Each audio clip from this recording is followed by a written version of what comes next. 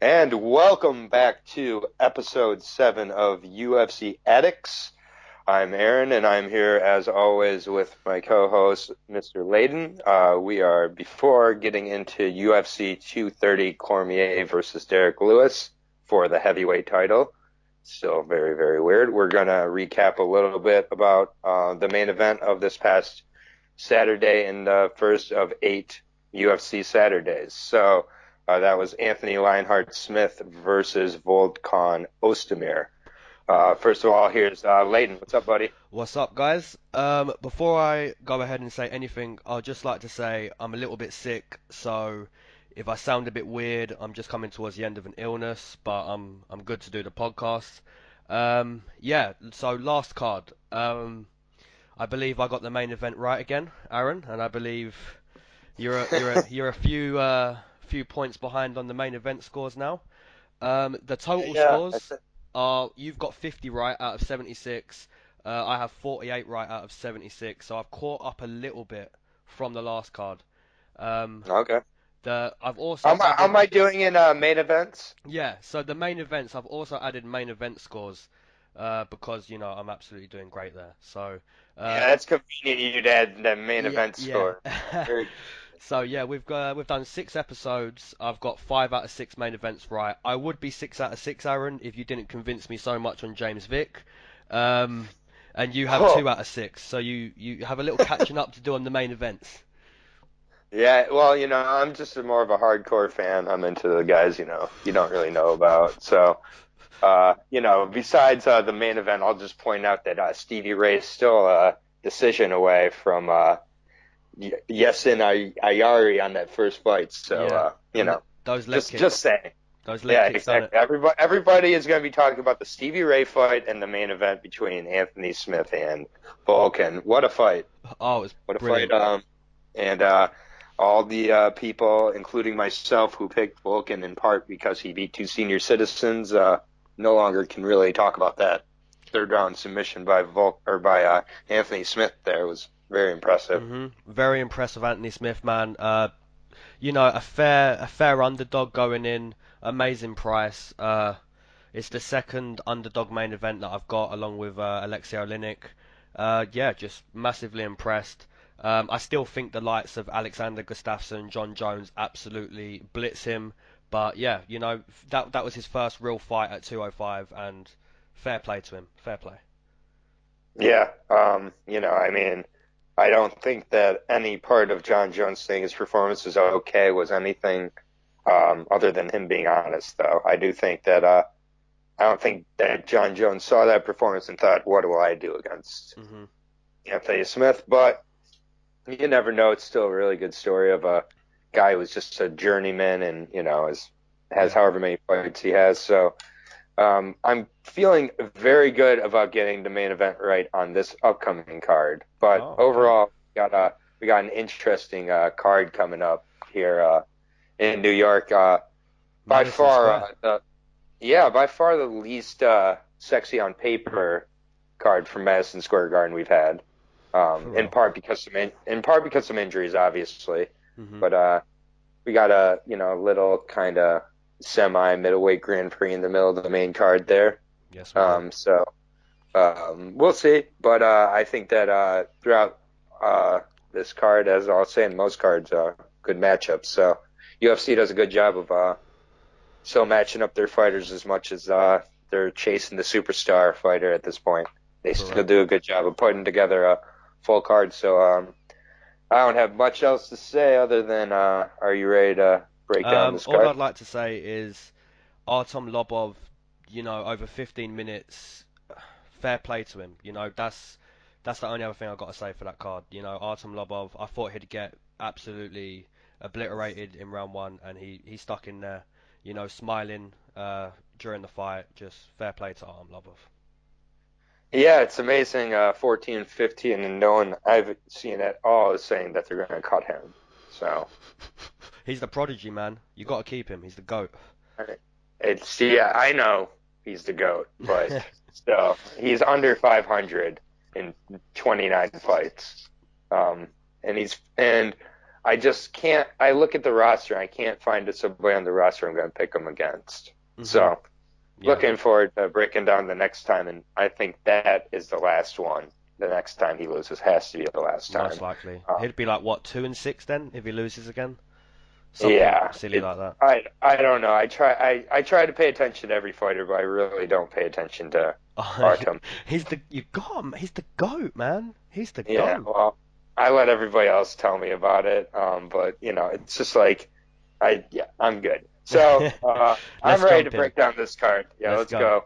go. We're going to start at the heavyweight division here with Marcos Rogerio de Lima versus Adam Wieczorek. I just nailed that. Not even Polish.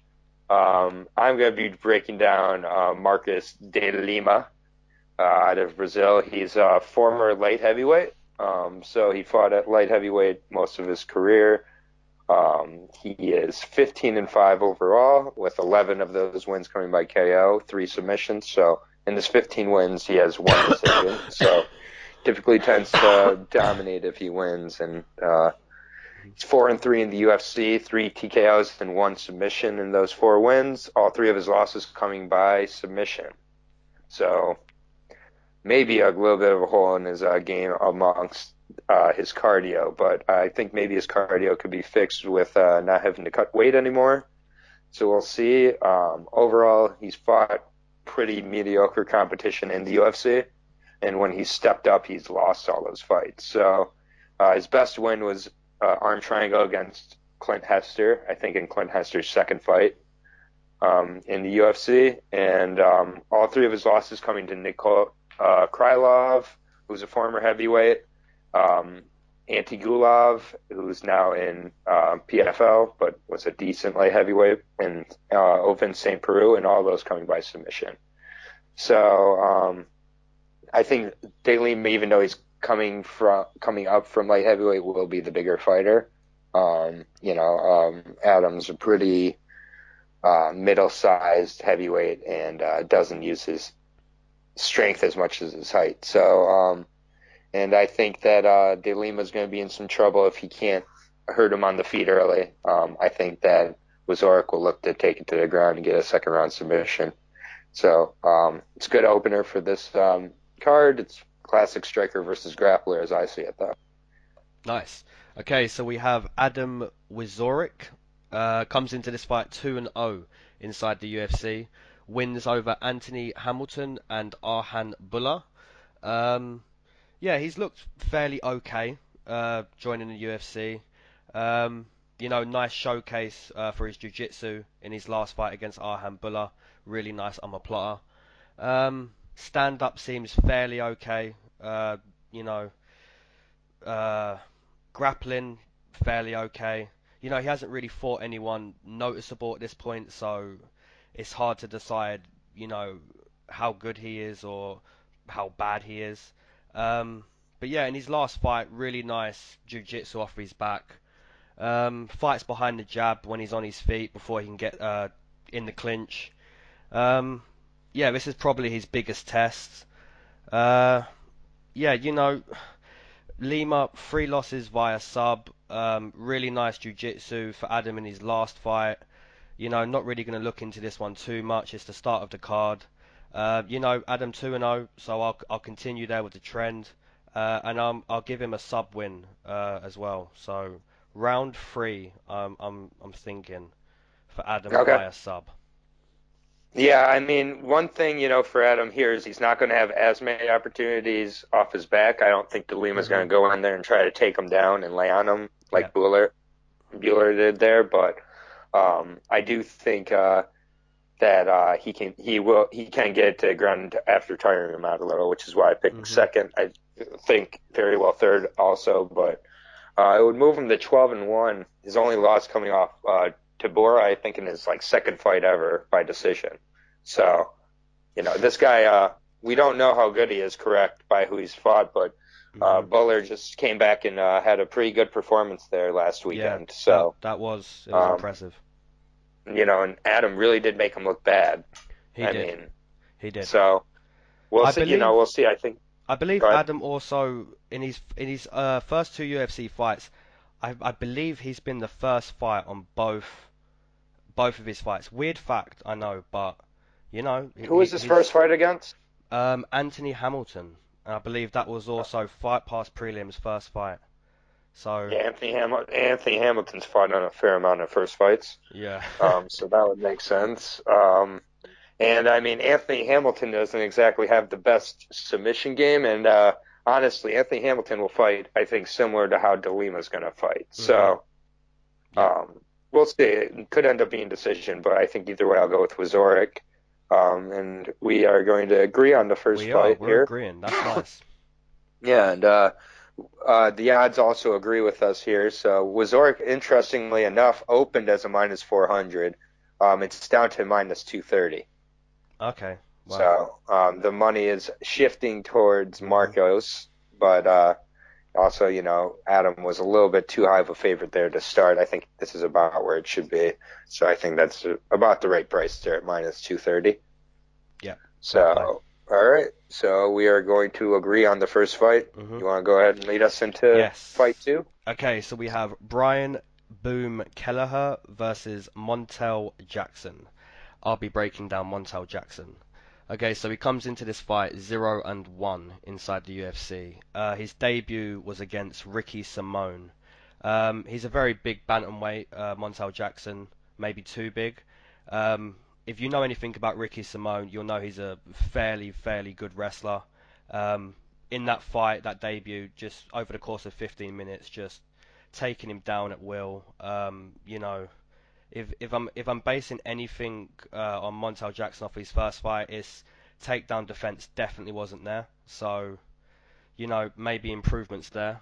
Very big bantamweight. Very long, rangy.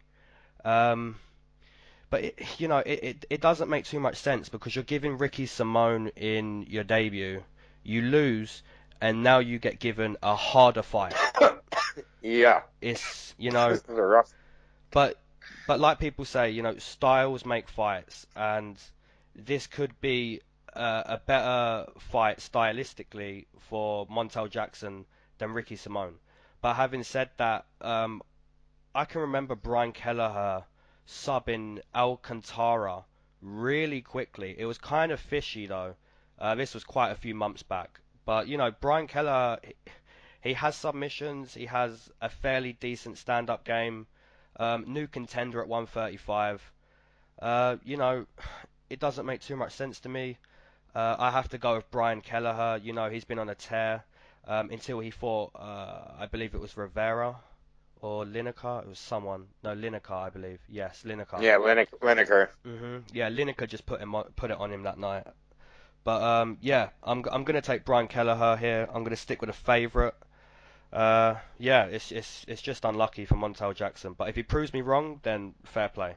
But I'll take a decision for Brian Kelleher.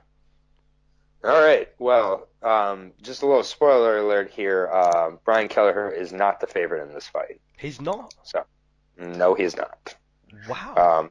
Very close, but the money is slightly towards Montel at this point. So, Brian Boom Kelleher, 32 years old now, 3-2 in the UFC, 1 KO and 1 sub in his wins and in his losses. So, 19-9 overall. 7 KOs and 8 subs, sorry. He has wins over Yuri, as you said, also Damian Stosniak and Henan Barao. His losses coming to Chico Vera and John Lineker. So all 5 of his fights in his UFC career have been against legit UFC competition. Damian Stosniak, Yuri Alcantara, Henan Barao, Chico Vera, John Lineker. That's as tough of a first 5 opponents as anybody's going to get, in my opinion, who's not coming in with some massive hype. So, and he's been really exciting in all these fights, and he's a very well-rounded fighter. I just think that he fell in love with the stand-up a little too much against Lineker. And he really was holding his own for quite a bit in that fight, too. But he was, man. He took some shots. Yeah, and the shot that put him down was a vicious overhand right. So,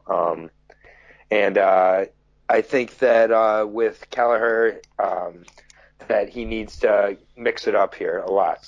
keep it moving, mix it up some takedowns with his stand-up here, have Montel never really be able to get comfortable. I imagine if Montel is comfortable on his feet, his stand-up will be superior to Kelleher's. So I think that it's Kelleher has got to be smart and mix it up, and I think eventually get him to the ground. I got him finishing in the second round with a ground and pound. So I'm picking the slight underdog, which when we go to the odds here, Kelleher opened as the favorite. So he opened at minus 155. The money now has shifted to Montel at minus 150. That's crazy, man. Kelleher's the plus 120. I'm totally fine taking the underdog, as you know from the last podcast if you listened. I'm taking the underdog here. So I'll take Kelleher, and I get the money in before it shifts back. This could be one that shifts back and forth before the fight. So wouldn't be surprised if by the fight Kelleher is the favorite, but at this moment, Montel Jackson is the favorite. So that's crazy. Not sure what they're basing that on. But Kelleher did look pretty decent against Sheymon, and his stand-up or his takedown defense held up for quite some time in the fight. But Sheymon is relentless, man, and he's a little guy, but he does not stop. So we both agree. Once again, we're going with Boom by second round ground and pound for me. Yeah, I've got a decision. All right, fair enough. Moving on to the next fight, we have Sugar Shane Burgos versus Kurt Holobaugh. Yeah, I was trying to figure out how to say that last name. I wish I was breaking down Shane Burgos. I'll just say that before you break him down. Oh man, no pressure here.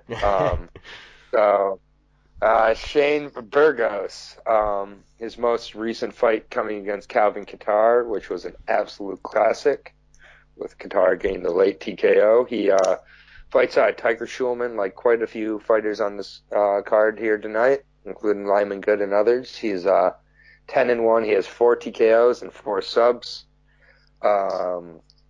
He's a very, very good boxer. And prior to his UFC career, he seemed to have a capable ground game. I haven't really seen much of it. And the UFC seemed to want to kind of put on a show since he's been here. And I don't know much about Kurt Holobaugh.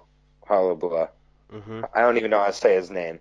And as far as I can tell, he's pretty average 145er, kind of good everywhere. But I think Burgos can really put on the show here and reestablish himself as a legit 145er. He really gets in there and gives it his all. He's beat Charles Rosa and got a Frito Pepe as well. So 3 pretty good wins there. And again, 4 pretty tough fights there for him in his UFC career with Calvin Kattar as well. So I'll take Burgos. I'll take Burgos to get a second or third round TKO. I just think he's going to be the better fighter here, and he's entering his prime. Nice. Okay, so we have Kurt Holobaugh. Comes into this fight 0-2 inside the UFC. He debuted way back in 2013, lost a decision, and then got cut. So I don't know what happened there, whether he got like a 1-fight deal to prove himself or... I don't know, that's weird. He had 1 fight, got cut. He returned recently via Dana White's Contender Series. He had a fight 4 months ago against Raoni Barcelos, I believe. I remember that fight, viciously knocked out by a nasty uppercut. Horrible. And I also believe Shane Burgos got put down by an uppercut from Calvin, if I remember rightly. So yeah, both guys last fight viciously knocked out by an uppercut. That's strange. So yeah, this one could really be who's mentally overcome that uppercut. You know, it really could be that. Because I see this fight taking place on the feet, and I completely agree with you. Shane Burgos has great boxing. If Rani Barcelos can piece you up on the feet, Shane Burgos is definitely going to find success on the feet. So, Yeah, but I kind of remember in that fight, Holobaugh or Holobaugh, whatever his name is, Kurt. I'll call him Kurt. I remember Kurt was really actually winning most of that fight I think before round two he came and got stopped. it was a different story. And Cedeno just caught him with some absolute. I mean, he put up with a few of those, so he's a tough guy for sure. But hmm Yeah, after a KO like that, you may never be the same. yeah, So for real. But I completely agree with Burgos, you, man. that's that. Shane Burgos, the stand up, it's always been impressive. And you look at both their losses, those two losses we're talking about. You look at Shane's and you go, fair play because he ate so many clean jabs in his face, and he always stayed in the pocket and always returned. But Kurt, he just got clipped a few times in round two, and that uppercut, it's just nasty. So when I look at both their knockout losses, Kurt's is definitely far more disappointing than Shane's for me. But Kurt could have overcome that, and Shane could be stuck on that still. It's been a few more months for Shane to get back in the octagon. Yep. But I agree with you. Shane Burgos for me. This will be the third fight in a row we agree on. Yeah. Yeah, 3 for 3 so far. This is nice after last card and all our arguing. So, I'll Burgos is a minus 310 favorite, by the way. So pretty decent, pretty heavy favorite. yeah. I'll give you credit as well, by the way, because I believe you took like 7 underdogs from the last card, Yeah. and you finished that night 6 right. I got 8 right. Yeah, credit to you, man. That's Yeah. really decent. And I did end up picking Nassered on Tapology. I Exactly. saw that. I Same saw that. thing. You always So, make that difficult for me, man. Like when I go back to the descriptions, I'm like, okay, who did he pick? And when I check your topology, yeah. and I'm like, I'm sure we disagreed. So, just so viewer or listeners know, I do change my mind plenty. So the whole like, oh, you never should change up. Well, I don't subscribe to that belief. And once in a while I'm right. Once in a while, I mean, I pick with my heart too often. And sometimes when I see gigantic underdogs, it makes me really mad because at the UFC level, I don't really think there's ever a reason. Maybe sometimes in the women's division, but in the men's divisions that there should ever be a plus 1,000 hmm underdog unless it's a very extenuating circumstance. I think oftentimes sometimes that direct, but anyways, I don't want to get into Yeah. that. Just to add to that Anything, comment, you're it's like this is great because we do this podcast and we break down every card. And you say you're one of those guys who you don't subscribe to the idea of not changing your mind. I'm the complete opposite. I never change my mind, and when I do change my mind, it's James Vick getting knocked out, and oh, see, it just sticks out in your head. You change your mind more than you think. But anyways, we don't have time to go into the psychology of fight picking. That will be on next episode. yeah. So tune in for that. But anything else about Shane or Kurt before we move on here? I've got Shane via decision, so I'll give Kurt some credit. Yeah, so I originally in my notes actually it says Shane by decision, and I decided as I was talking he was going to get the finish by second round TKO.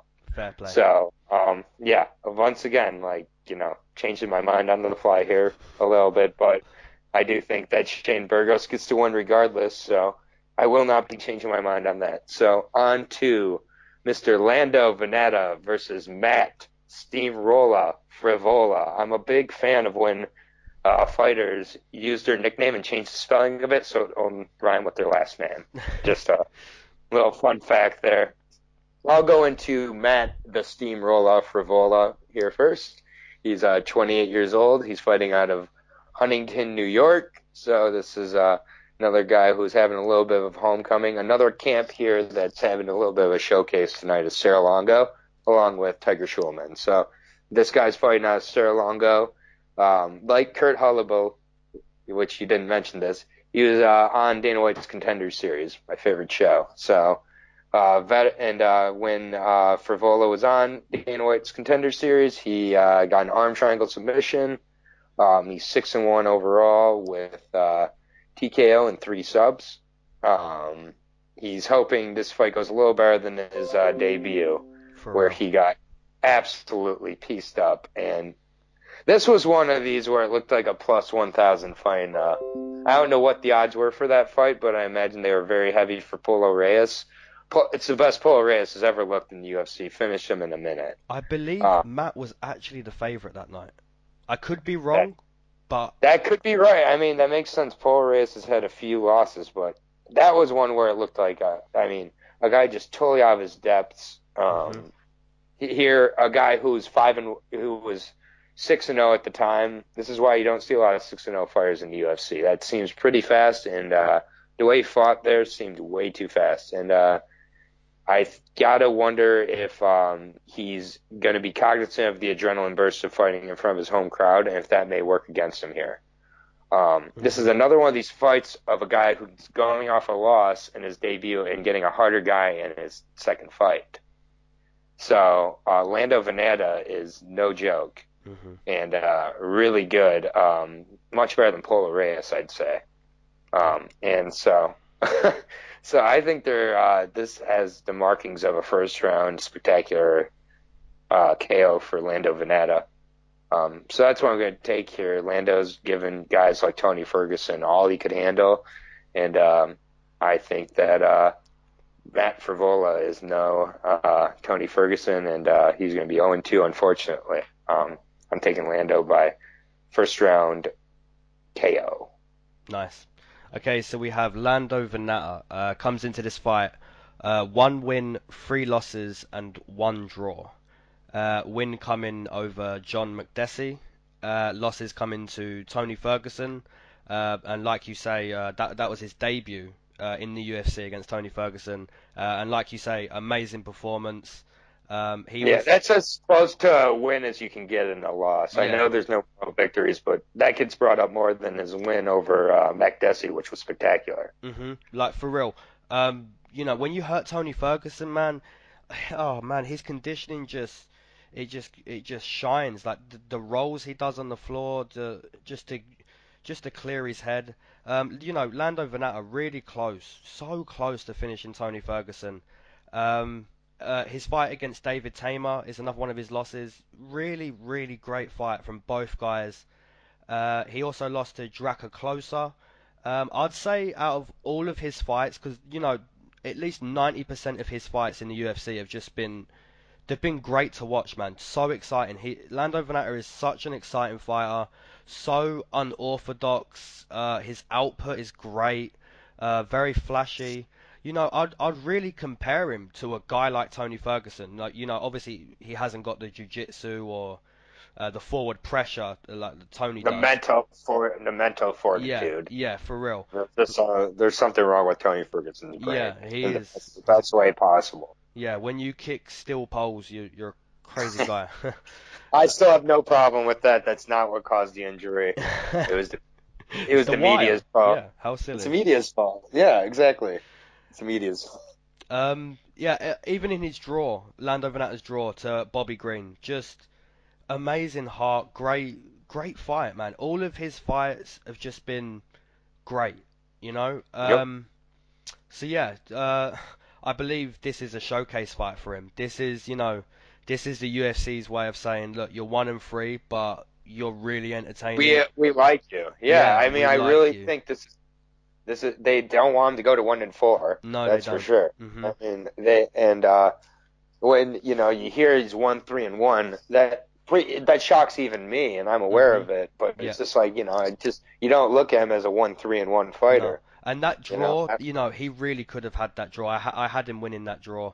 Bobby King Green is in so many close fights. You can look at so much of that guy's record. That guy could have an Artem Lobov record almost with how many different close calls he gets in these fights. So really impressive. It's just some fighters are like that. But yeah, I think this is a showcase fight.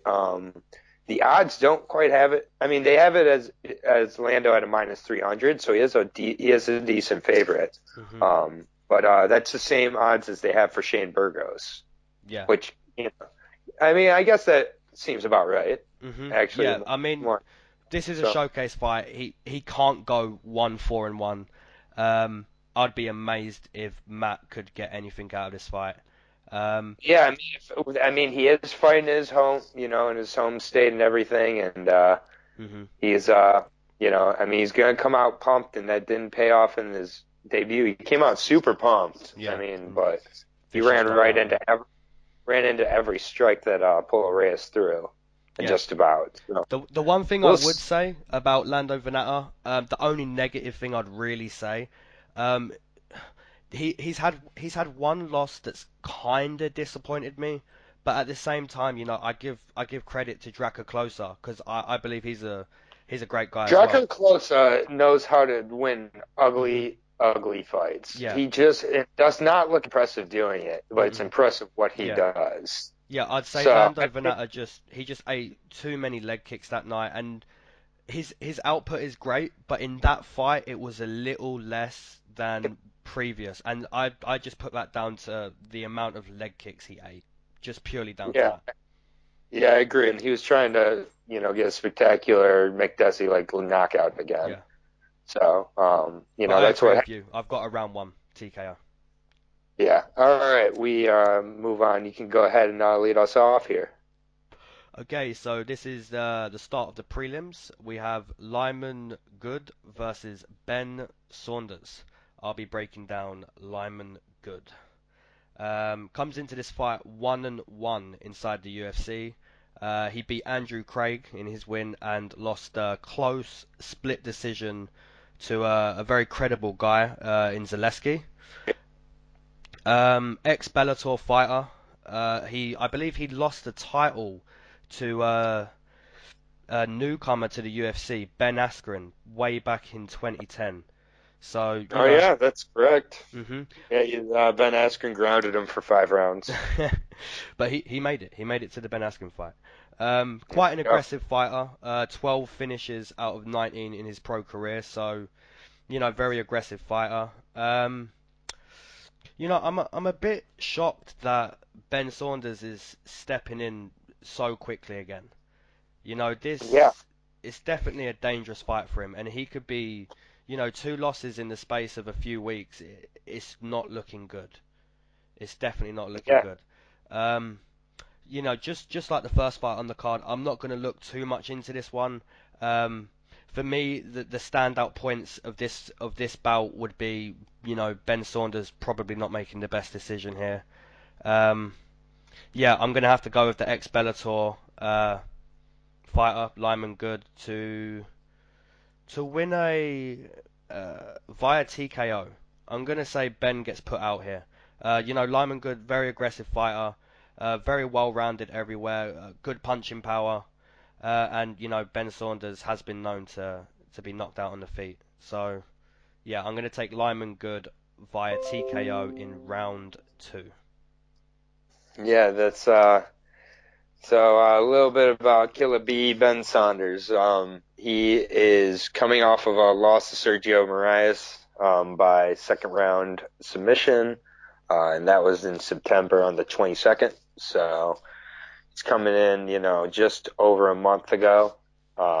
He's lost three of his last four, with two of those coming by vicious KOs hmm to Sabata and Joban. His only win coming to now retired Jake Gallenberger.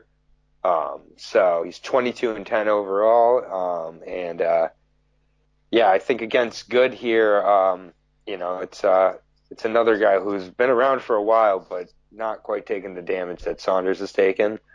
They're both former Bellator fighters, but one was a champion and one wasn't, and that was Good. And yeah, I think Good's gonna hurt him. And finish him here in the first round. Actually, I think this is way too soon. And yeah, I don't think it's the smartest decision. And he's a big guy. He's 6'3". He's got to cut a lot of weight to get down to 170.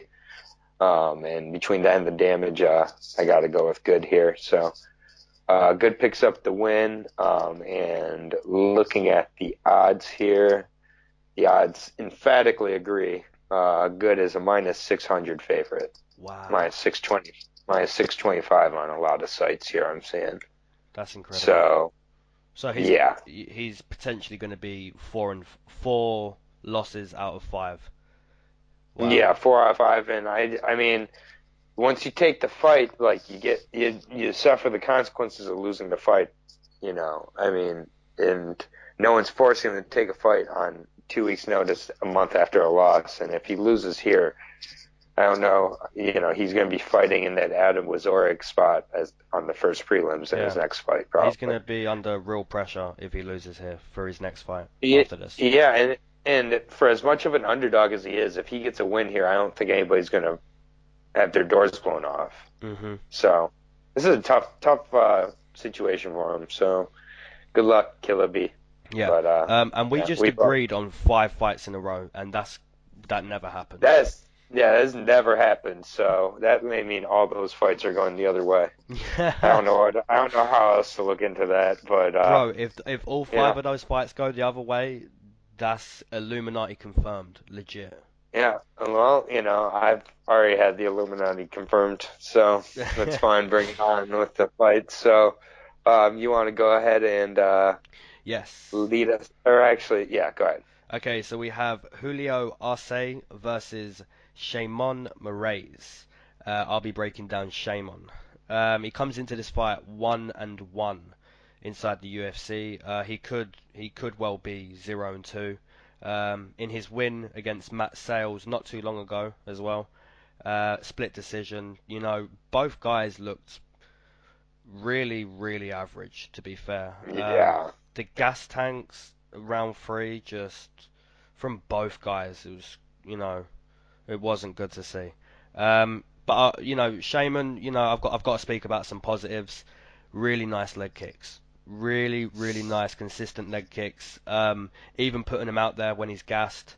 Um, if he does that here against Julio Arce, he'll be taken down for sure.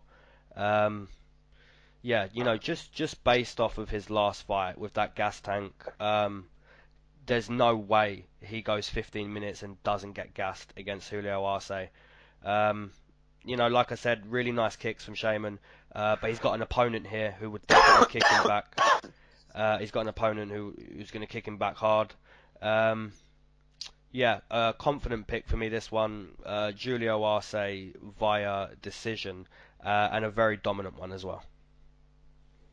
Okay, so fair enough. Julio Arce, he's another guy who's fighting out at Tiger Schulman. So I lost track, but that would be at least 3 or 4 on this card fighting out that camp. He's 2-0 in the UFC, with his most recent one coming over Daniel Tamer, not David Tamer, Daniel Tamer, by rear naked choke. The one who isn't So as good as his brother.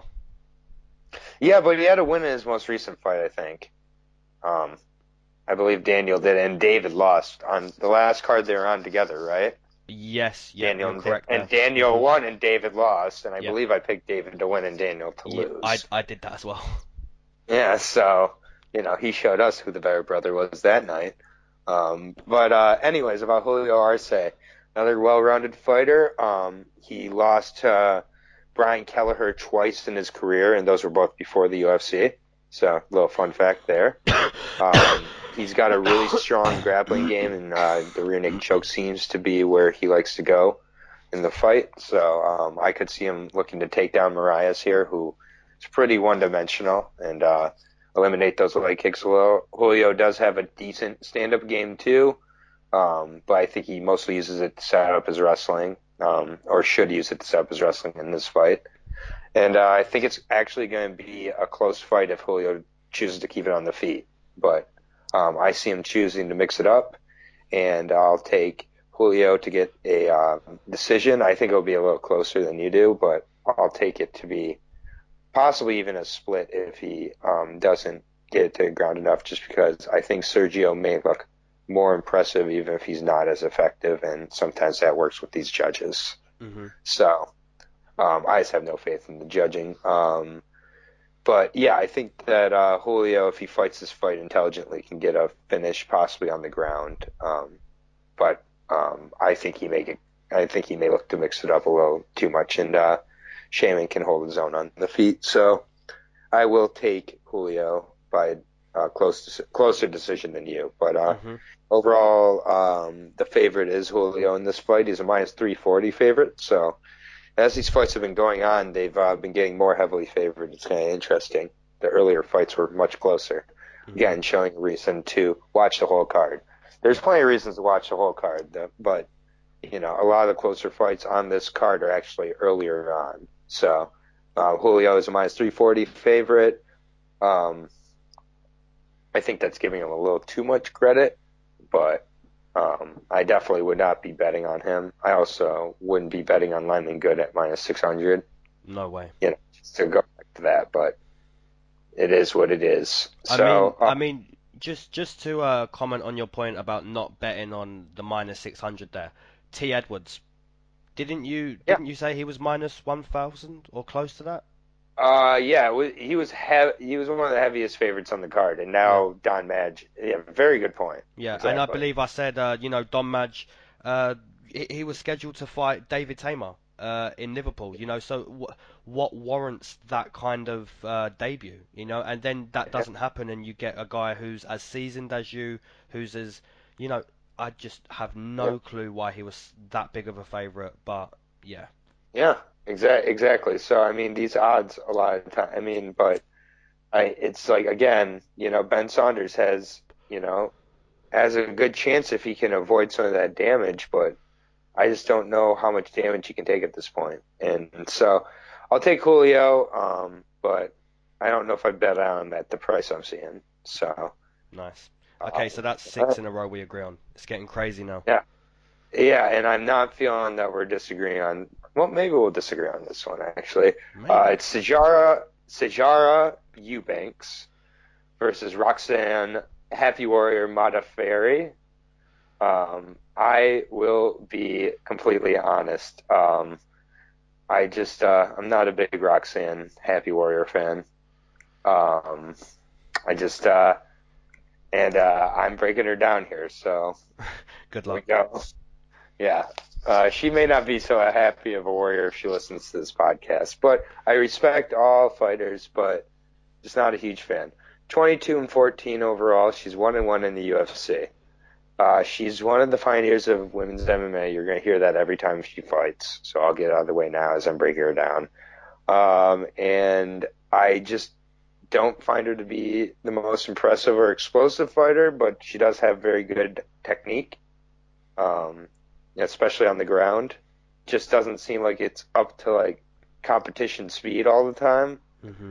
And just, she's fighting Eubanks here, who looked decent in her one fight. Um, and yeah, I mean, I'm going to take Eubanks, and I hope that it comes late into first, early in the second. And I think Sajara can make a statement to the division and get in line to have a shot after maybe Joanna and Valentina fight. So I think Sajara gets the finish here. Yeah, Roxanne's just decent fighter, nothing special. Nice. Sorry. Okay, so we Nothing have to say C about her. Ciara Eubanks comes into this fight with a professional record of 3-2, 1-0 in the UFC. That win came over Lauren Murphy. So that's a credible win. Lauren Murphy, very Yeah, very aggressive good wrestler. fighter. Um, she also went 3-0 in the Ultimate Fighter. Did Eubanks. So she's been getting a little bit of hate recently because the whole Dana White rant with just rebooking, cancelling, rebooking, that kind of thing. I agree. She's 3-2 in her pro career. I do kind of agree. What is she crying about? But at the same time, she went 3-0 in Can't the Ultimate judge. Fighter. Yeah, you You know. can't judge women's MMA in new divisions, women's MMA records in new Mhm. divisions, especially. Yeah, I agree. That's like it's just not the same. There's less of a depth, and she did look really great on The Ultimate Fighter. Mhm. And let's be honest, Roxanne was fighting to be the champion of this division. Yeah, exactly. And both of her losses, they came to very credible girls, Caitlin Chikagian and Aspen Ladd. So, Yeah, it's both are in line for title shots soon, or getting exactly. closer to. Yeah, hmm both very good. So yeah, like I said, 3-0 in the Ultimate Fighter.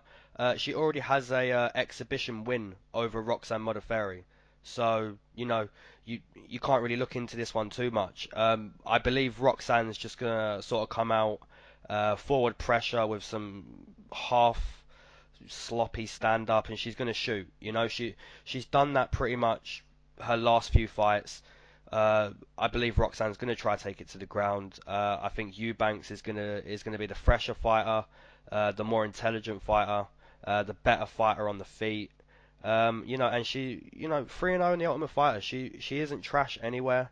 So, she's already got the better of Roxanne. So yeah, we're agreeing again.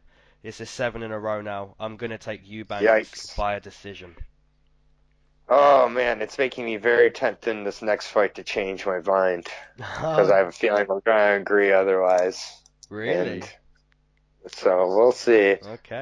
But yeah, we're moving on from that scintillating, potentially women's title eliminator at flyweight Yeah, let's do between it. Roxanne.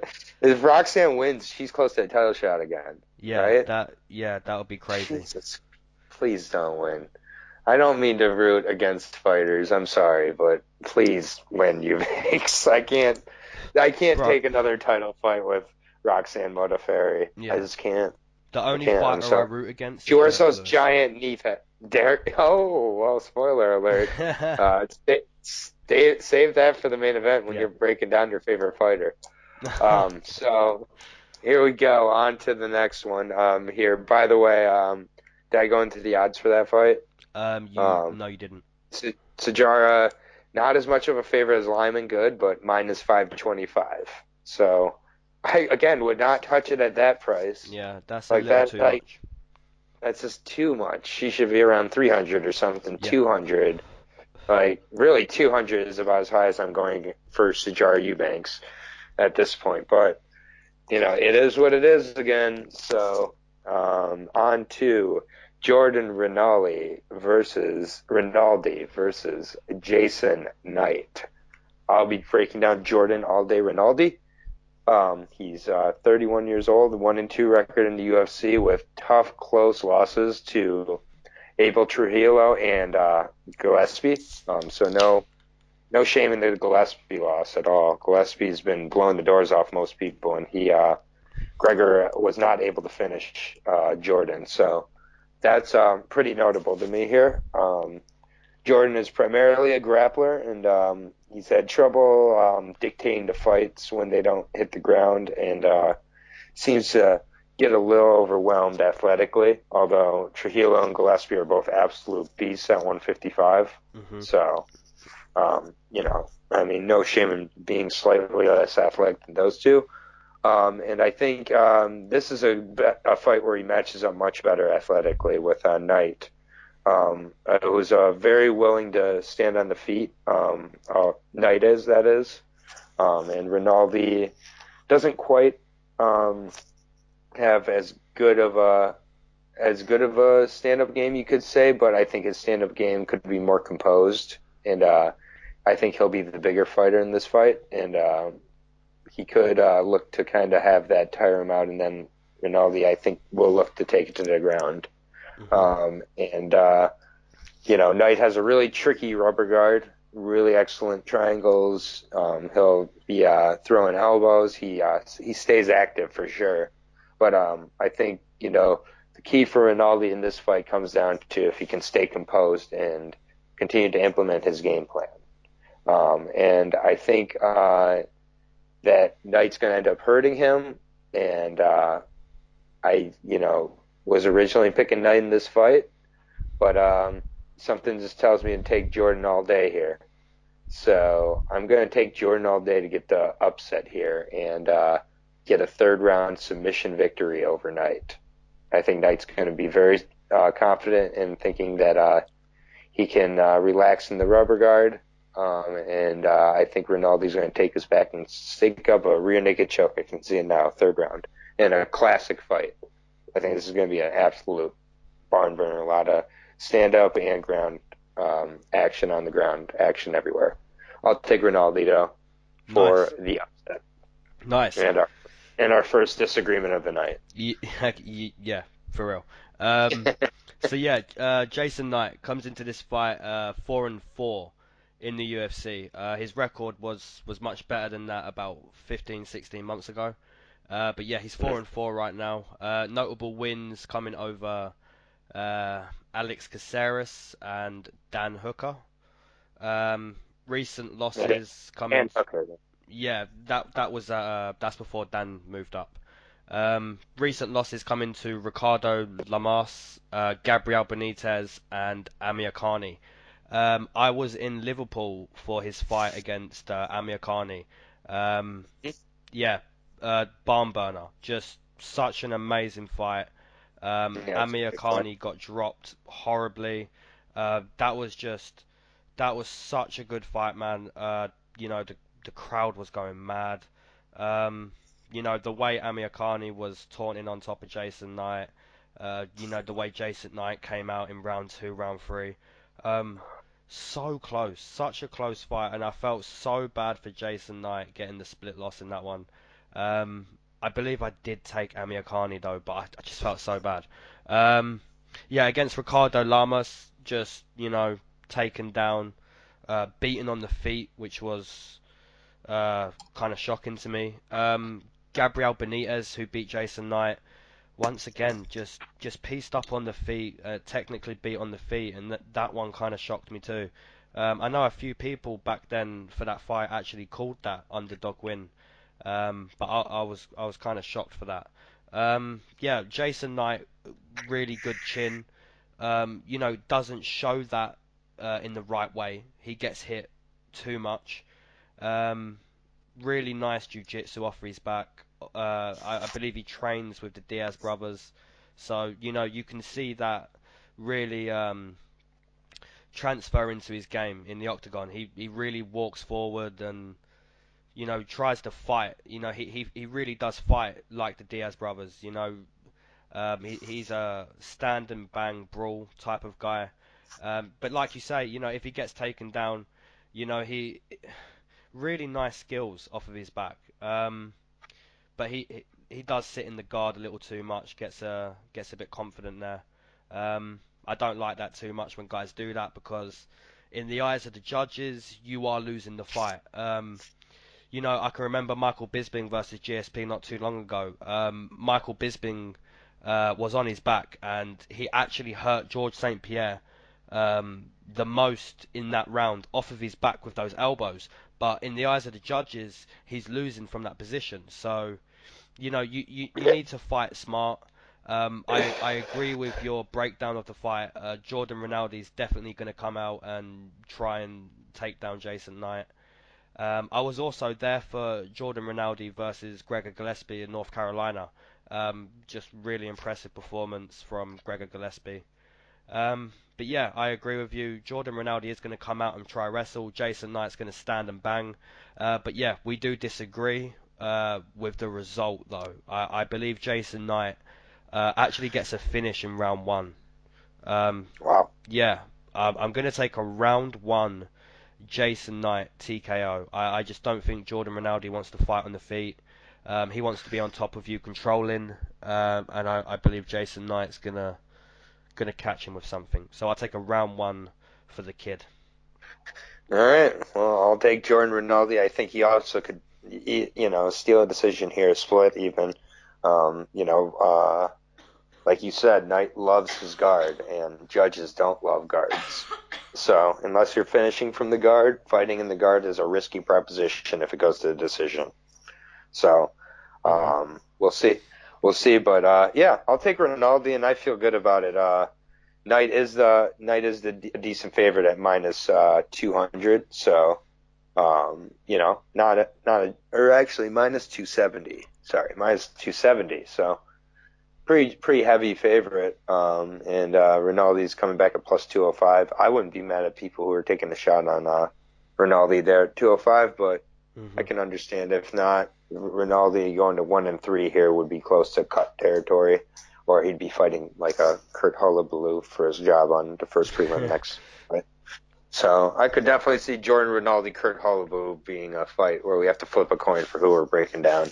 But that is not how I should be talking about Jordan Rinaldi, as he's going to get the upset here against Jason Knight. So there's our first disagreement of the night. So you may be moving one closer to tying me up here, or not. Who knows? Yeah, But hopefully. we are on. Yeah, we're on to the main card now. So you want to Yes. go ahead and lead us off here? Okay, so we have the start of the main card, Derek Brunson versus Israel Adesanya, the last stylebender. I'll be breaking down Derek Brunson. He comes into this fight with a record of 9-4, which isn't bad at all. That's pretty decent. Notable wins over Lorenz Larkin, Sam Alvey, Uriah Hall, Dan Kelly, Lyoto Machida. So, in those 9 wins, impressive wins, and even the 4 losses, very notable losses, come into Yoel Romero, Robert Whittaker, Anderson Silva, and Jacare. So, the 4 guys he's lost to, understandable, man. Very Yeah. understandable. I was actually at his last loss. I was talking about the North Carolina card a second ago. Yeah, that was the main event in North Carolina. Derek Brunson versus Jacare. I was there for that. Um, yeah, if there's one thing about Derek Brunson, he likes to get kicked in the head. Uh, viciously knocked out from that head kick. Um, Arguably one of the best takedown defense at 185. Amazing takedown defense. So Yeah, I he's don't. gonna need it here. Yeah, like Adesanya's, you know, he's flashy, but we see I can't remember who it was. It was some Australian guy, or was it Marvin Vettori? I think it was Marvin Vettori. He took him down, and Adesanya just looked like a fish out of water. He, He looked much better against Brad Tavares, but yeah, yeah, against for real. Vittori, he definitely struggled. Mhm. Um. Vittori just got popped for anti-doping, by the way. Oh wow, I did not know that. Dun, dun, dun, yesterday. So yeah, Derek Brunson. What can I say? His chin is very questionable. Likes to get kicked in the head. Arguably the best takedown defense. But yeah, Israel Adesanya in his 3 fights in the UFC, just so impressive, so unorthodox. His intelligence, his fight IQ, just so impressive. Um, but yeah, I've got to take Israel Adesanya in this one, just based off of his last 3 fights. I don't believe Derek Brunson's going to cause too much threat. I will say this is Israel Adesanya's biggest test for sure. Some people may argue that and say, Brad Tavares is as good as Derek Brunson, but the fa- No, no, yeah, for no, real, the facts are no. Derek Brunson has legit wins, and you look at his losses and you go legit. And if Derek Brunson beat Jacare, he was potentially up for a title shot. So this is without a doubt Israel Adesanya's biggest test. Um, but I will take Adesanya to head kick Derek Brunson and knock him out in round number 2. Okay, so I'm breaking down the most recent win coming to Tavares. World-class striker, as Please. everybody knows, and he's gotten better and better as an MMA fighter. For sure, even in his UFC career, that Tavares fight was an absolute showcase, and he looked great and was tested all over the place and really passed. But he's fighting a much tougher guy here in Derek Brunson, and this is it's interesting because when I first heard this matchup, knee jerk little breakdown of it is Stylebender's going to break him down on the feet and absolutely embarrass him. And then you just think about the fight a little more and realize that MMA fights Hmm. get dirty real quickly sometimes. And if it's a dirty fight, it's Brunson all day. I really think if Brunson focuses on the clinch, focuses on dirty boxing here, focuses on really making it dirty, tries to attack his wrestling, I think that he will possibly lose round 1, tire out Adesanya, and win 2 and 3 ugly, and win a decision with a lot of the crowd booing at the end of it. And Brunson holding his arms up, and Stylebender saying he didn't want to fight or something, but like being held down and exhausted. So that's one way I see this fight going. I'm not gonna quite pick that here. I think that Stylebender is going to be able to keep it on the feet. I will take Stylebender to get another decision similar to Brad Tavares one. And I don't think he's going to be able to finish Brunson here. I think he's going to be much more focused on not getting this to where, Brunson can really make it a problem, which is wrestling and, ground and pound. I think that's Adesanya's main focus over getting a finish here. So if he gets the finish here, respect, but I'm going to take Stylebender by decision. Nice. One thing I will say, I was kind of bouncing back and forth for the last few days how Adesanya would win, whether it was decision or TKO. In the Brad Tavares fight, I feel like he kind of wanted to showcase himself a little bit, but the reason why I'm taking a TKO in this one is because Derek Brunson has said a few things to Adesanya, and I just feel like whether Adesanya's very, very good over 15 minutes, it's going to definitely be more of a statement in this one if he can get the finish in 3 rounds. So, he went 25 minutes with Tavares, and, we learnt a lot in those 25 minutes. But I think in this one, he's going to prove a point and, head kick Derek Brunson. Fair enough. And coming into this fight, Adesanya is the minus 340 favorite, so a pretty decent favorite here over Brunson right. at plus 245. So yeah, I would say that's about right. So that's the first of our 4 fights at middleweight here on the main card. So it's too bad it's not PFL where they get to fight twice in the night, but and win $1 million. That's the part they're probably adding more is win $1 million for. But Sean O'Connell and Vinny Magalhaes are fighting for $1 million, just to remind people. Crazy. While neither of these guys winning this fight are winning $1 million, and it's a much tougher fight. So, moving on though to the next fight here, we've got Carl Baby K Roberson versus Jack Marshman. I will be breaking down Carl Roberson, a Dana White Contender Series veteran, so take a shot at home. 6-1 with 2 of those wins coming by TKO and 3 coming by sub. So I had always I guess because of his Dana White Contender Series win where he beat Ryan Spann in 15 seconds, by the way, by elbows. Ryan Spann, who's now in the UFC. So I always thought he was more of a kickboxer, but in his wins he has more subs than TKO, so that was interesting. He's 1-1 in the UFC with a recent loss coming to Cesar El Mutante Ferreira by arm triangle choke. He has a win over Daryl the Dentist Stewart by rear naked choke as well. So he's got some decent fights in his career so far. And he's fighting another Cage Warrior vet in Jack Marshman tonight, or at 2:30. So overall, Carl Roberson, he's really well-rounded. And he was hanging in there with El Mutante, but Mutante just was on that night and just was the better fighter. I think Roberson will look to take this to the ground, where he can, really have an advantage over Marshman, who on the feet, I think it's pretty even. So this is a really important fight for both guys here. Whoever wins this gets to, really step into that, top 15 fringe at 185. So I'm going to go with Roberson here to get the second round submission. But I think that both could do really well in the feet, and this could end up being a stand-up close decision as well. So I'll take Roberson to get the second round submission. Nice. Okay, so we have Jack the Hammer Marshman. Comes into this fight 2-2 inside the UFC. Not really any notable wins. His 2 losses came to Thiago Santos and Antonio Carlos Jr.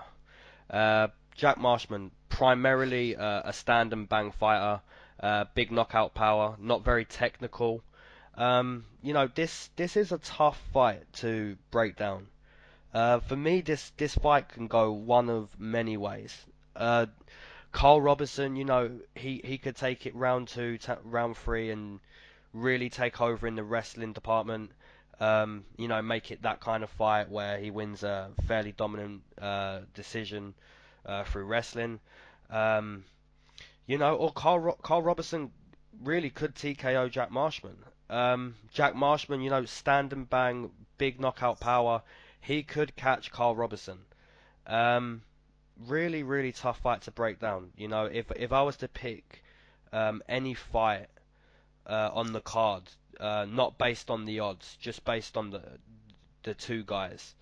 This is a fight for me that it really could be fight of the night. We could see these two guys beat the living hell out of each other for 15 minutes. It goes one of so many ways, this fight for me. But for some reason, I'm just thinking Jack Marshman can do it. He's had more fights in the UFC. He has big knockout power. And yeah, I'm sticking with the Welshman on this one. If he can avoid being controlled in round two and round three, up against the fence, on the ground, if he can keep it on the feet and really, assert his dominance, stamp his dominance in this one, I see him getting a finish. But like I say, man, this fight for me is hard to break down. It can go one of so many ways. So if I get this one wrong, it wouldn't hurt me. Carl Roberson really could just take him down and maul the life out of him. But we've seen Carl Roberson being taken down against someone with very good jiu-jitsu and sort of taught a lesson on the floor himself. So if Jack Marshman hurt him and ended up mounting Carl Roberson, and I wouldn't be surprised there either. So for me, this fight goes one of so many ways. But I'm sticking with the Welshman. I'm half Welsh myself, so yeah. And I also stick with Brett Johns quite a lot. But yeah, yeah, I'm gonna take Jack Marshman via TKO in round number 2. All right. Well, you have your wishful thinking one. I have my wishful thinking one. So those will probably even us out. So Marshman is pretty decent underdog here at plus 230. Wow. There you go. Roberson's minus 270. So yeah. If you're feeling good, bet on him. I wouldn't be mad at that bet. He's a little bit more of an underdog than Rinaldi is against Knight, just for reference, though. But nothing wrong with picking the underdog. I'm all about it. I picked whoever Nazareth was fighting. What is his name? Thibaut Gouti. Yes. Thibaut Gouti. Yeah, that was a hell of a fight, by the way. That was great. Right. Man. Wasn't that fight of the night?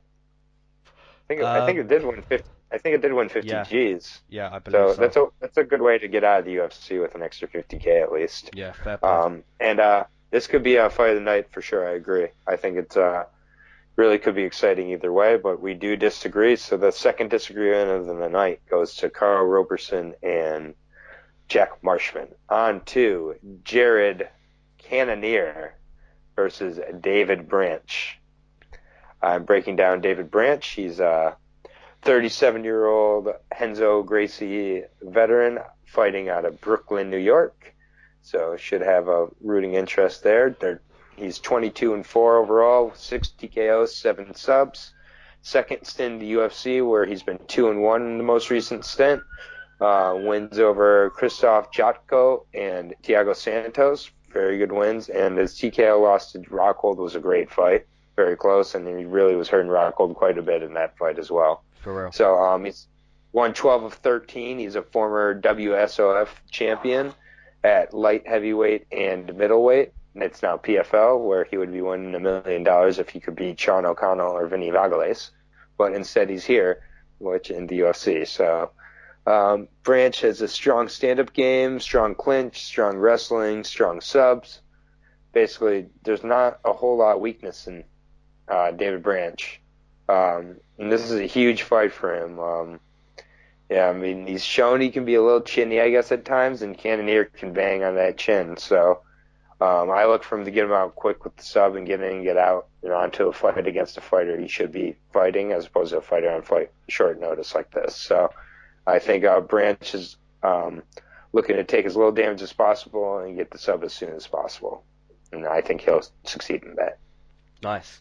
Okay, so we have the Killer Gorilla, Jared Cannonier, comes into this middleweight bout. I say middleweight bout like that because he's naturally a heavyweight or light heavyweight, mainly a light heavyweight, but he spent his first two fights in the UFC. He fought both those fights at 235 pounds and I think just over 240 pounds. His other five fights have been at 205. So, he's a very big guy, very heavy.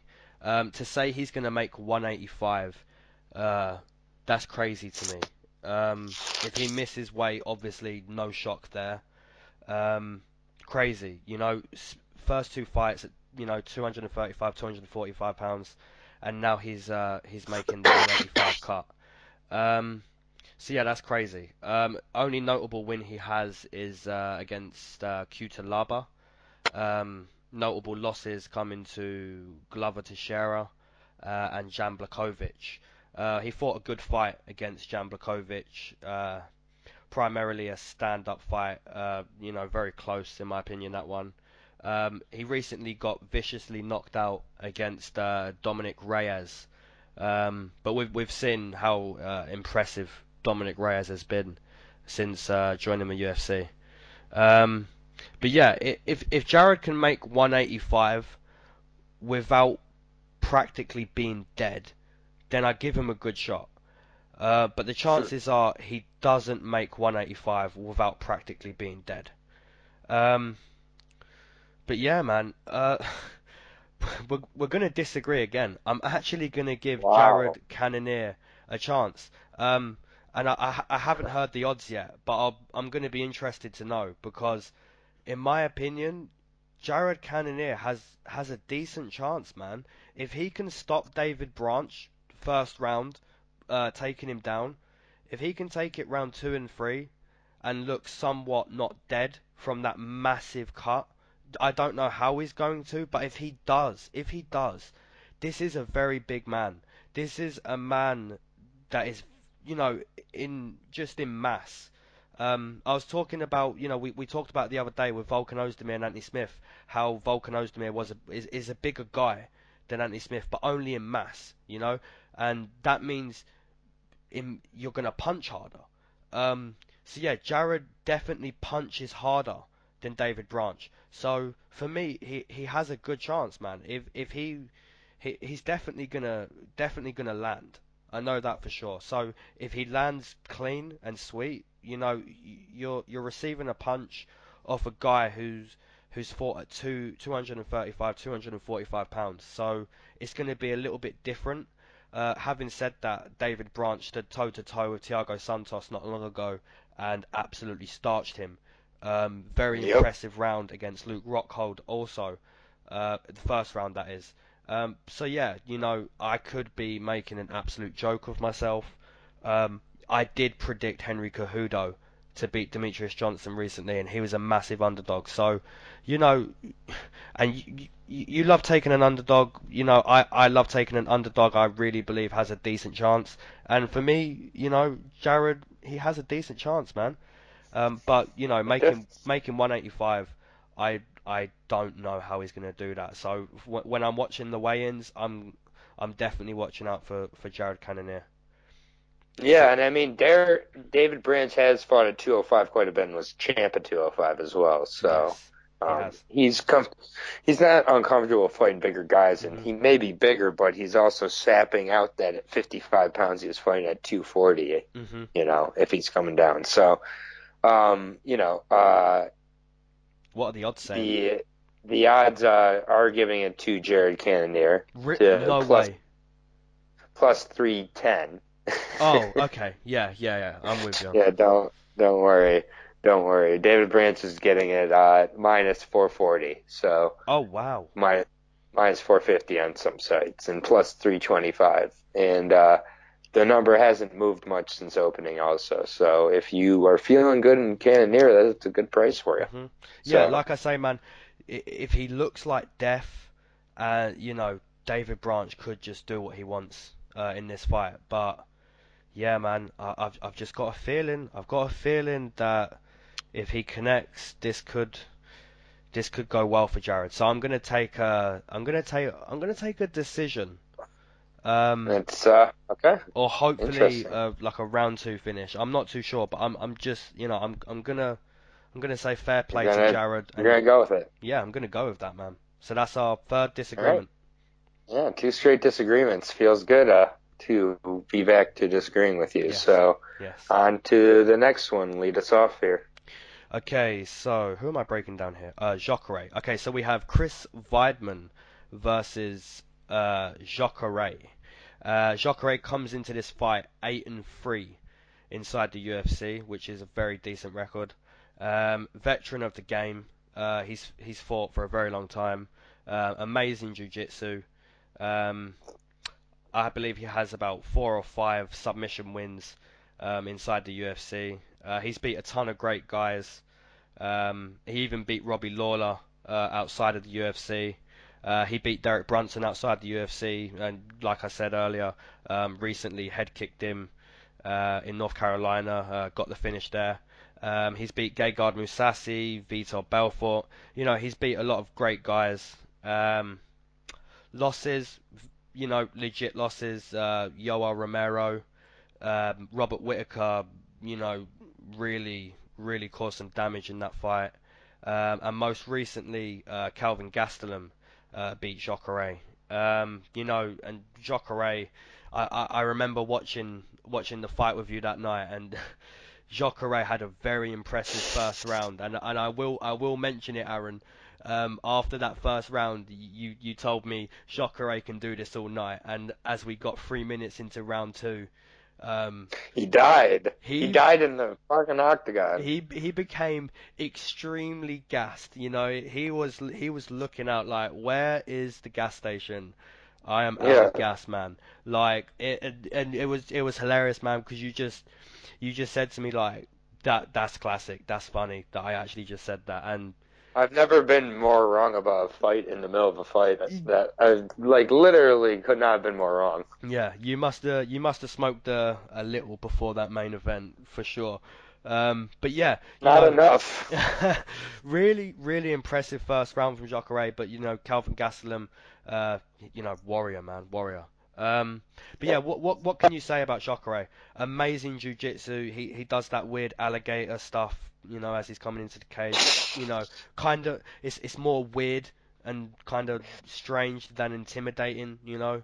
But you know, it's been working for him, 8-3, so fair play. You know, one thing I You will should say. save that energy for the fight. Yeah, for real. Um, but one thing I will say, he's getting on now. I don't know how old he is, but he's got to be like 41 or somewhere around there. Um, Yeah, he's up there for sure. yeah, but you know, Chris Weidman, uh, you know, what can you say? Amazing wrestling, um, stand up, you know, very decent. But you know, Jacare as well. His stand up has just over the years it's been just improving. You know, especially after USADA. So yeah, this is a tough fight to me for me to break down because Jacare really can catch him, especially in round one. Um, or Chris Weidman, you know, could take him down and sort of assert his dominance on the ground. So really tough fight for me to break down. But I'm gonna assume that you know when you're aging, you get into 40, 41, your gas tank doesn't improve. So I'm gonna assume that he has the same gas tank of the Calvin Gastelum fight, and you're fighting a guy like Chris Weidman, so you're definitely not going to be in a better position to preserve your gas tank. Um, so yeah, I'm going to take a late stoppage on this one. I'm going to give it to Chris Weidman to get a late stoppage in round three.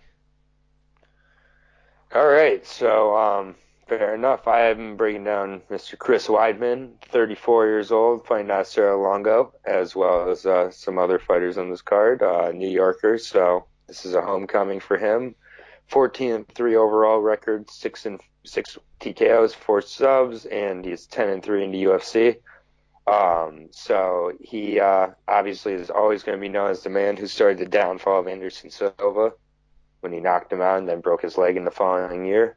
But he's had a rough stretch of things lately, being out with an injury for over a year after beating Kelvin Gastelum by arm triangle. He looked great against Kelvin Gastelum, but then he had the injury, and also before that he was on a 3-fight losing streak to Rockhold, Romero, and Mousasi, which no shame in any of those 3 losses, but they're all by vicious KO. Like, not just decent KOs. They're all vicious, vicious KOs, especially that Romero one. I believe against Gegard Mousasi with the knee, he actually I don't know if it was his name. He forgot his name or what month it was. So yeah, that's bad. Yeah. One of those, he had his dad go, "That's my boy," after he got knocked out. Like, great. Luke Rockhold. So it's both fighters, in very different ways. It's like, where are these fighters at? Jacare, with regards to his gas tank, I have to forget about that, even though it was obviously you noted, but I can't define him by that. That's the only fight I've ever seen him in where that's happened like that, that I can remember. Yeah. So maybe it caused him to really focus on it, adjust some things, maybe cut too much weight too close to the fight. What I wonder with Chris Weidman here is if he really was pushing to come back because it was the New York card, and if he's really physically ready to be back yet, or if he kind of pushed it a little bit and ignored some things. And it's not just a year since the neck injury, but that means he had to start training 2 months ago. So that means he was 10 months out of a neck injury at that point. So was he able to go as hard as he could? If he was able to go as hard, did he go too hard? So both guys, you got to see where they're at. I would not be surprised if Jacare ends up knocking him out. Really surprising him and then finishing it on the ground with some ground and pound.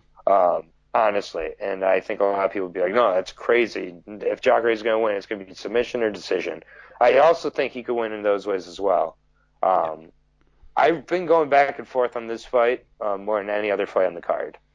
I do not think it's a slam dunk for Weidman at all, but I am going to take Weidman here, and I'm going to take him to get a decision. And I think it's going to be a really back and forth fight initially, and I think Weidman's will is going to last out. But in that back and forth period, I could see him getting clipped and going down. By him, I mean Weidman. But I will take Weidman, but I'm not super confident in it. And I would not be surprised if Jacare pulled off the upset here in a number of ways. So, but I think I just want to see Rockhold and Weidman too still. And I think we're heading towards that with a win here. Jacare, the slight underdog at plus 150. So Weidman, the favorite at minus 185. But I think that's proper odds there. Yeah, that sounds about right. Yeah. I think a lot of more casual fans will automatically pick Weidman without even thinking about it. I totally agree with you. Like, Jacare definitely could overwhelm him on the feet. And sometimes you just have a bad performance in the octagon. And he had a terrible performance in the octagon. Yeah. But those happen, and I think sometimes you get defined by your last performance, and that's not always the case. So I'll still take Weidman, but it's close. For real. I think I think it could be a really good fight. So we will move on to the main event of the evening, and I'll let you lead it off with the challenger. Okay, so we have Daniel Cormier, champ, versus I'll give you my nickname for him, Derek the Stumbling Broken Back Cow Lewis, aka the Black Beast. When usually before we do these podcasts, we pick our our fighters, we take turns of picking our fighters, and you happen to get the pick on the main event, and you being the great buddy that you are, you decided to give me Derek Lewis again, even though I broke him down a few days ago and I didn't have nice things to say. A few days on, he proves me wrong. He gets the win. Not really. Yeah, Kinda. yeah, that's what I mean. That's why he annoys me so much. Um, he doesn't prove me wrong, but the result is the bottom line. So he does prove me wrong at the same time. What more can I say? I'll just basically kind of repeat myself. So yeah, he comes into this fight, no longer 11-3. He's now 12-3. Yeah, what can I say? So his last three fights, he's won all three. I'll repeat myself. Against Marcin Tybura, he got beat up for 13 minutes and then found the KO. Against Francis Ngannou, he didn't fight. Against Volkov, this time he actually got beat up for 14 minutes and found the KO. So he's kind of setting a trend. He's pushing it out further. He gets beat up longer. He just doesn't fight, and then he throws a Hail Mary. For real, like round one, he's holding his gut, like that hurt. Against Travis Brown, holding his gut from those front kicks, that hurt. This guy gets beat up, and somehow he finds the KO. I say somehow the guy cuts down from near 300 pounds. So that's how this guy hits very, very, very hard. Obviously, we've seen his cardio. We saw his cardio the other day. His cardio is terrible. Having said that, it doesn't matter because before the fight finishes, he gets a KO. So, it doesn't really matter at this point mentioning his cardio. I will say he is fighting a cardio beast, but at the same time, if you're finding the KO after you get beat up, it doesn't matter. His takedown defense isn't the worst. I'm not saying it's good. I'm just saying it's not the worst. For some reason, he throws head kicks when he has a hurt back. Don't know why. So yeah, how does I've been giving Derek Lewis, so I have to say, how does he win? He wins one of two ways. One of three ways, I'd say. He either catches DC when DC shoots for a double or a single or something like that. He catches him. We spoke about Conor versus Khabib a few days ago. How the main talk was, can Conor catch him coming in? Same thing here. Yeah, Derek Lewis, if he catches DC coming in, he is going to get the win. That's for sure. Daniel Cormier could shoot, and Derek Lewis could end up on top position. I don't know how he does, but somehow he does. And we've seen his ground and pound. It is ferocious. It is ferocious when he is on top of you in mount, pounding on you. So if somehow Daniel Cormier shoots and ends up on bottom, that could be another way Derek Lewis wins. The third way he wins is the most crazy of them all, and it's the way he normally does it. He gets beat up for a very long time and then gets the KO finish. So yeah, what really more can you say? It's one of those three ways how it happens. I'm not going to pick him. No way. I've picked against him in his last three, and I've just described how he won his last three, and that annoys me. So yeah, Daniel Cormier is.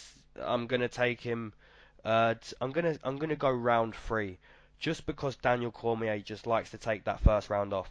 Not against Stipe, but he usually takes that first round off just to, just to get the fight going. But yeah, I think round three he's gonna be starting that round against a very tired cow, and he's gonna take the cow down and pound him out. All right, fair enough. So Daniel DC Cormier, he's now 39 years old, so getting towards the end of the road here. But honestly, for a heavyweight, 39 is not very old. Mm-hmm. But 21, 1-1, no contest in his career. Those losses in the no contest come to John Bones Jones, and that is the fight he has to do before he retires. Period. But I'll get that out of the way right now. But Cormier's never lost a round at heavyweight, and he's beat great guys at heavyweight. Barnett, Bigfoot, Stipe, great wrestler who appears to be gaining more power as he's getting older in age.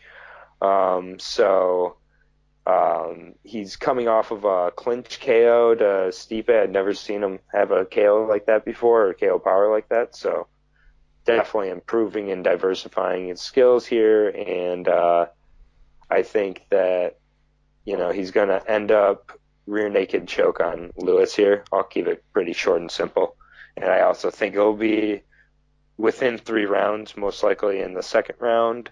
I think that if Lewis is smart, he'll really push the pace in the first 10 minutes, trying to grab that KO and go for broke, and then even if he's exhausted by third and goes out, basically giving up his back, which is how I see it, so be it. At least he went for it, and his best chance is the first 10 minutes. After that, he has next to no chance, I'd say, but he's proved people wrong in the last 2 of his last 3 fights, and he has 10 extra minutes to make it even later into the fight somehow. So I'll take Cormier, though. No real drama here, and I'll be honest, not my favorite main event of the year here. Mm-hmm.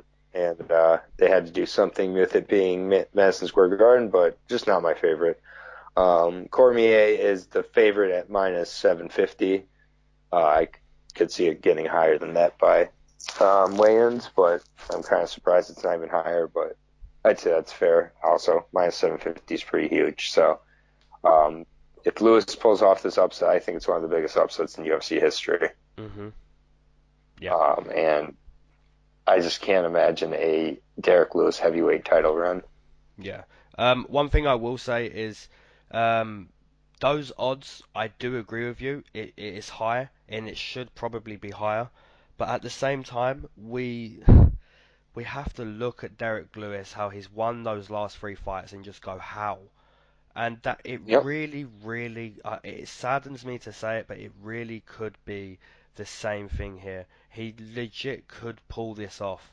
That would be incredible. It would I be mean, as a insane. fan of the sport, I love it all, but that would be really one of the most shocking moments in MMA history if that happens. So Yeah. it's definitely a reason to tune in, regardless. I watch every fight card regardless, needless to say, but I mean, if you're looking for that extra little juice to watch, you may see some history if that upset happens, especially. That's history. Yeah, I like that we both agree on this main event for good reasons as well. But, at the same time, with our passion with the sport, we can also see how Derek Lewis could really create history here. But, yeah, like I said, we're sticking with DC on this one. So. Yep. So we have quite a few agreements, so that should make the little breakdown of the card when we go back through it here pretty quick. So unless you have more to say about the main event, we'll just do a little breakup and breakdown. Not breakup. We're not breaking up. We're staying together. But we'll do a little breakdown of the card here. So starting with Adam. I'm just going to show it off one more time. Wieczorek. Oh, there go we ahead, go. Read that name. Yeah, but read that name. It's tough. It's tricky. Adam versus Wieczorek. Marcos Rogerio de Lima. We both agree with Adam Wieczorek by submission for me in the second round. Yep, I've got round 3. All right, and then we have Montel Jackson versus Brian Kelleher. Close fight in the odds. I have Brian Kelleher. Yep, I'll be taking... by a finish also second round. So I have 2 second round finishes to lead off the card. Yep, I'll be taking a decision for Brian Kelleher. And I'm surprised he's the underdog too. Yeah. Slight underdog, but is the underdog. So there's a decent underdog to take before it shifts back to him. He opened as the favorite. So Kurt Holobaugh, Holobaugh versus... I've been adding an L after that B. Bro, you've said about 5 variations, man. Yeah, I said Holobaugh, Holobaugh. So, anyways, I have the guy I can say in Shane Burgos over Kurt Holobaugh. Oh. You agree with Burgos, correct? Yep. I believe I have a round... No, I have a decision. I've got a decision for Shane Burgos. Okay, I have Burgos getting a KO in the second. So I lead off with 3 second round finishes there. two Nice. by KO, two by KO, one or two by submission, one by KO. So we'll see. Lando Vanatta versus Matt Steamrolla Frevola. We both have Lando Vanatta. I have a showcase first round finish. Yep, I've got a round number 2 finish for Lando Vanatta. Nice round 2 finishes. I'm in. Ben Saunders versus Lyman Good. Unfortunately, I can't pick my boy Killer B here. I gotta go with Lyman. Yep, I'm with you. I believe I took a decision for Lyman. Yep. I think I also took a decision, but he could finish him as well. hmm Julio Arce versus Sheymon Moraes. We both have Julio Arce. I have him by decision. Yep, I agree with you. Decision and a very dominant one. Okay.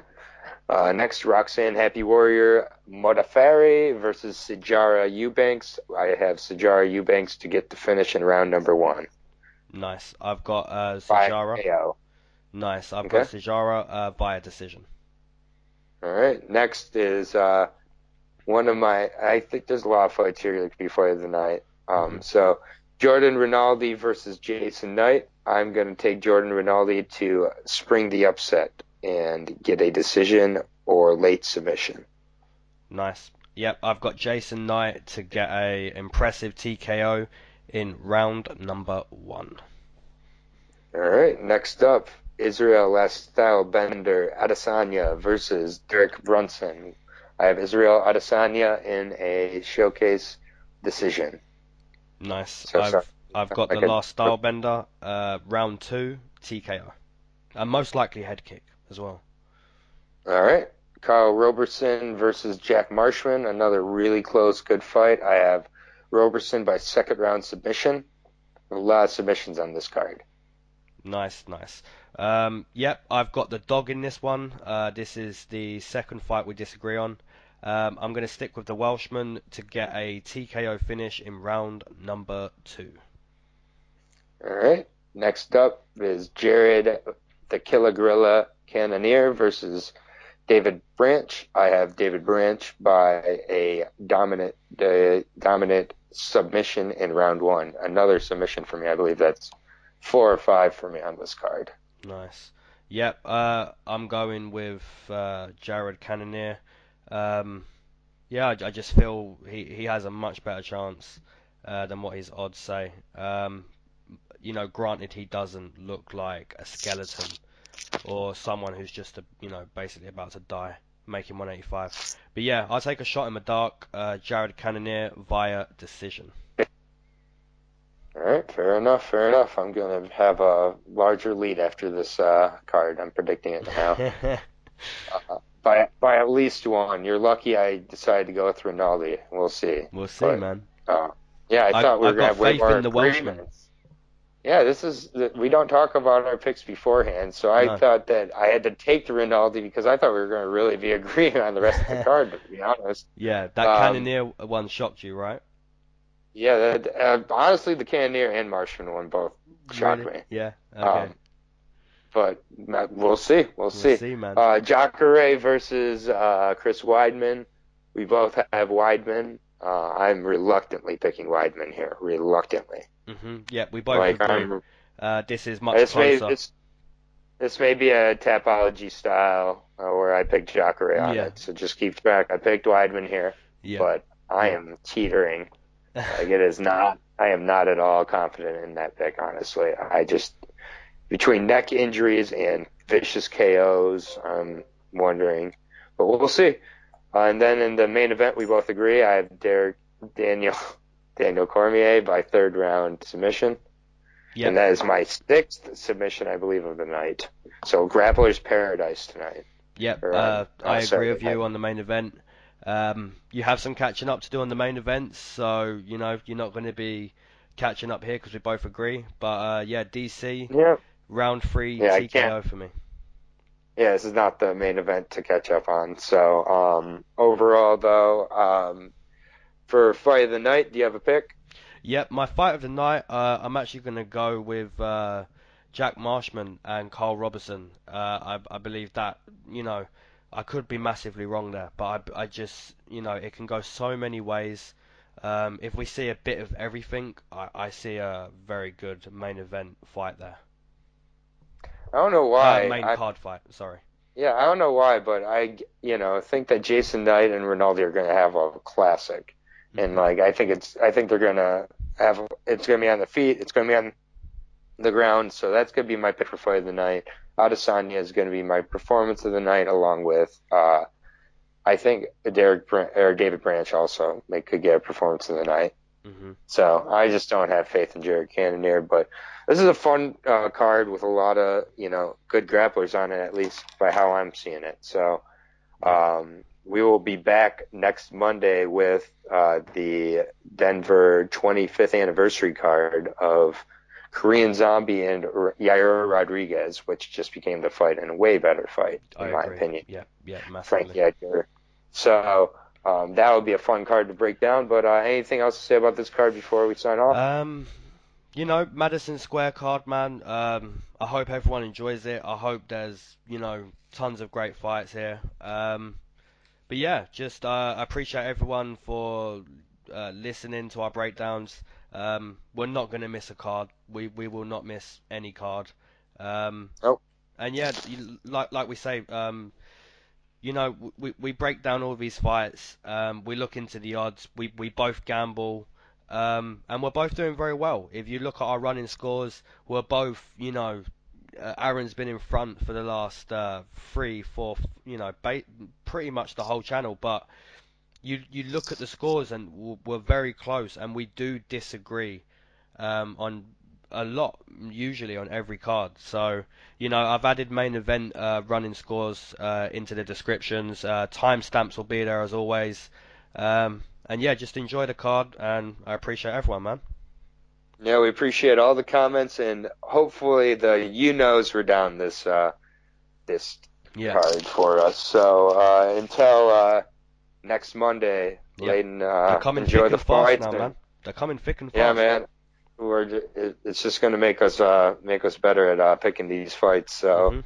I'm looking forward to this card and the next card and the next card and the next card, and Yeah. yeah, if we have some chaos with Derek Lewis winning, man, we may have to. I don't know what I'm going to say if Yeah. we are Oh, talking next bro. week and Derek Lewis is heavyweight champion of the UFC. Oh, it'll be crazy. Oh, so, all right, man. Well, enjoy the fights and thank you, everybody. We appreciate it. Like, subscribe, comment. Yep. Thanks a lot, guys. Peace. Peace.